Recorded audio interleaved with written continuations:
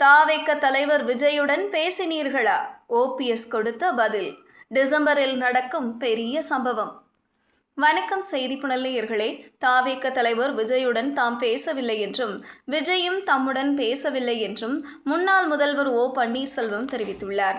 பாஜகவுடனான உறவை முறித்துக் கொண்ட ஓபிஎஸ் தரப்பு அடுத்தடுத்து காய்களை நகர்த்தி வருகிறது. இதனால் விரைவில் விஜய் தரப்புடன் பேச்சுவார்த்தை நடத்த முயற்சிகள் மேற்கொள்ளப்படும் என்று எதிர்பார்க்கப்படுகிறது. தேசிய ஜனநாயக கூட்டணியில் இருந்து வெளியேறுவதாக முன்னாள் முதல்வர் ஓபிஎஸ் அறிவித்துள்ளார்.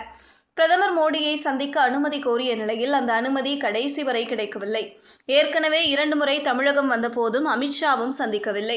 இதனால் பாஜகவிடம் உரிய மரியாதை கிடைக்காத ஆதங்கத்தில் பாஜகவுடனான உறவை முறித்துக் கொள்வதாக ஓபிஎஸ் அறிவித்துள்ளார். இந்த அறிவிப்பை வெளியிட்ட அடுத்த சில மணி நேரங்களிலேயே ஓபிஎஸ் தனது மகன் மற்றும் ஆதரவாளர்களுடன் சென்று ஆழ்வார்பேட்டையில் உள்ள முதல்வர் ஸ்டாலின் வீட்டருகே சென்று சந்திப்பு நடத்தியுள்ளார். ஓபிஎஸ் தரப்பை வீட்டின் வாசலுக்கு வந்து துணை முதல்வர் உதயநிதி ஸ்டாலின் வரவேற்று அழைத்துச் சென்றார். ஏற்கனவே ஓபிஎஸ் ஆதரவாளர்கள் தாவேகவுடன் கூட்டணி அமைக்க ஆர்வம் காட்டி வந்தனர். தற்போது திமுகவுடனும் ஓபிஎஸ் சந்திப்பு நடத்தி இருக்கும் நிலையில் விரைவில் புதிய கட்சி தொடங்கப்படலாம் என்று எதிர்பார்க்கப்படுகிறது. ஏனென்றால் கட்சியோ அமைப்போ இல்லாமல் ஓபிஎஸ் யாருடன் கூட்டணி அமைக்க முடியாது.